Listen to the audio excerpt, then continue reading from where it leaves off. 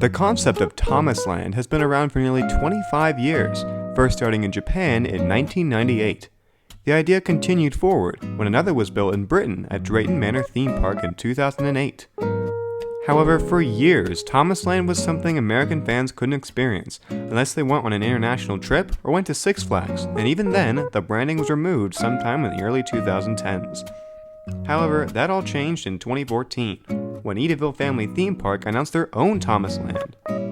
In 2015, the park was complete, and it had a good run until 2020, when Edaville was unfortunately closed down due to the pandemic. Like many amusement parks, they did in fact reopen once the threat of COVID had subsided, but something was off. Thomasland was not open, and it would soon be shut down forever. So, without further ado, let's dive into the history of Thomasland USA, and why it was such a huge topic at the beginning of 2023. With the popularity and success of Thomasland and Thomas's Homeland and Ford markets, the United States was due for a Thomasland. The Thomas brand had previously been trialed in Six Flags parks. However, it was removed when Six Flags decided to cut almost all branded characters from their parks. Also, a Thomas theme park was planned around 2003 for somewhere in the Northeast. However, nothing ever came of it. After long negotiations, they signed with Edaville Family Theme Park in Carver, Massachusetts to be the official home of Thomasland USA. The intent was that Thomasland would be a self-contained section of the park, containing Thomas Friends themed rides, shops, shows, and characters. They signed off on the rights in 2014, and the project was announced shortly after, with a groundbreaking ceremony occurring relatively close to that announcement. Here's some behind-the-scenes photos, just showing how much effort went into making this a reality. There's also a video on how the character models were made, which they used Bachmann models as reference. After a lot of work, and an unfortunate delay due to the harsh 2015 North American blizzards, Thomasland at Edaville Family Theme Park opened to the public on August 15, 2015, during the 70th anniversary of the franchise. Thomasland, even though it was a small section of Edaville, certainly had lots to do. There were a whopping 11 rides, a lot of them of course being taken from Thomasland at Drayton Manor. The rides were as follows: Troublesome Truck's Runaway Coaster, Toby's Tilting Tracks, Sodor Windmill Ferris Wheel, Cranky's Crane Drop, Harold's Liftoff, Firefighting Flynn, Birdie's Bus Tours, Winston's Skyline Express, Diesel Derby, Rockin' Bulstrode, and Sodor's Cranberry Carousel, which was a retool of the Blue Mountain Engines ride in the UK. Furthermore, there was a restaurant called the Dockside Diner, which was right next to Cranky, of course, although the food options weren't very dockside-ish. Also related to food, the Sodor Sweets Company served lots of candies and sweets. And what's a hot summer's day without going to the Sodor Ice Cream Factory for some ice cream? One of the primary attractions of the park was Tidmouth Sheds, which had many of Thomas's friends on display. In front of Tidmouth Sheds, a large stage show was performed every so often, which had everyone working together to help make a cranberry pie. Wait, cranberries? How odd. We would also meet Sir Topham Hatt here, alongside getting into Percy's cab. Despite everyone's best attempts, you could not drive him away.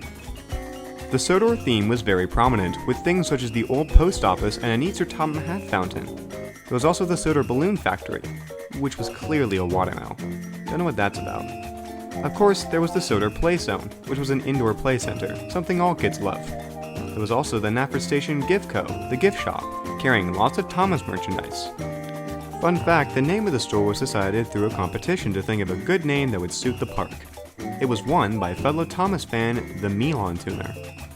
Of course, the main attraction was a Ride with Thomas, which is a narrow-gauge version of the Dale with Thomas dummy unit with the updated CGI face. This would go around the park's loop of track. Not much else to say, other than it's pretty much like a Dale with Thomas ride, which Edaville had done a few of before Thomasland. Neat. Admittedly, there isn't much information about what happened after the opening, other than things went pretty well. One thing I will mention is the exclusive wooden railway toy. Thomas's Cranberry Spell was in the line until it was discontinued in 2017, along with the rest of the range. It included a special Thomas, and of course, a cranberry car. Again, why cranberry? Why not like a carnival car or something? Wait.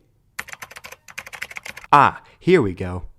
Cranberries originate from New England, which is where Massachusetts is. Massachusetts is home to Edaville, and Edaville is home to Thomasland. My guess is that they kept this in mind for the theming. Anyways, enough about cranberries, back to the park. But alas, due to the COVID-19 pandemic, Edaville Family Theme Park had to close indefinitely. The park soon reopened, but Thomasland did not.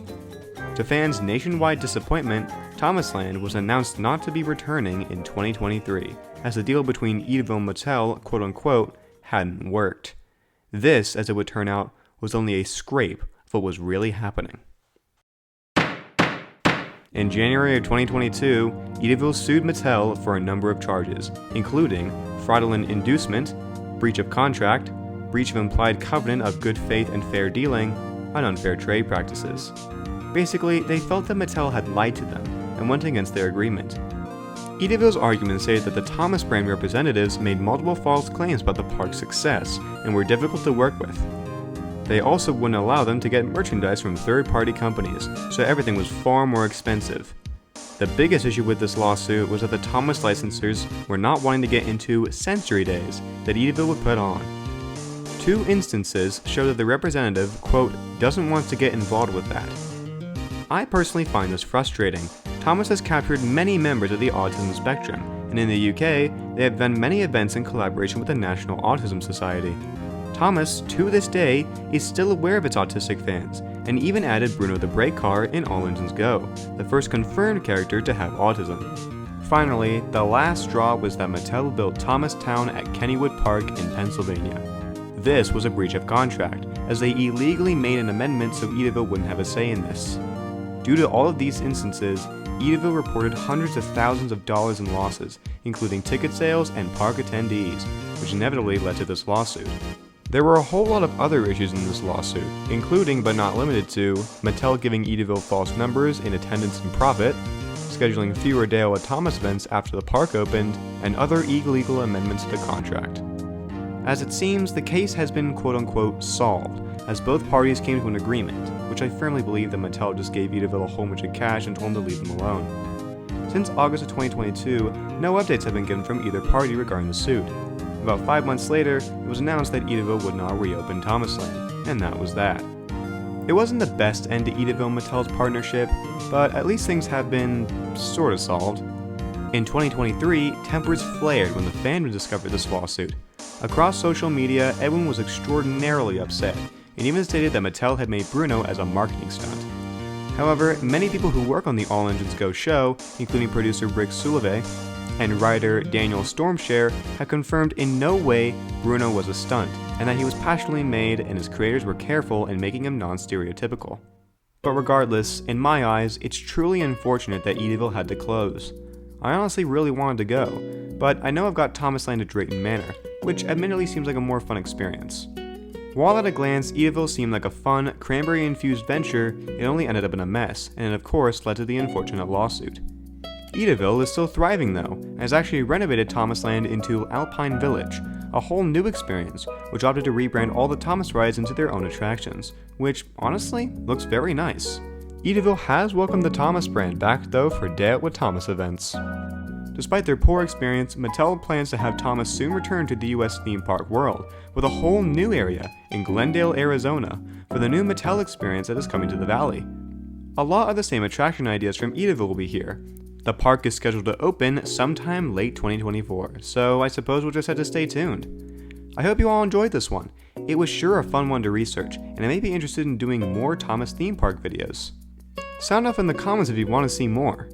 That'll be all for this video. Thank you guys for watching, and I'll see y'all in the next one. Also, go subscribe to the... Wait, huh? Who added this to the script? Oh no. Oh, we're not doing this. We're not doing this. No way. No way. Hey guys, it's me, the Wind Wilbur, and I wrote the entire script for this video. So, yeah. What are you doing? No, please. What are you doing? Please, I'm sorry. I didn't. No!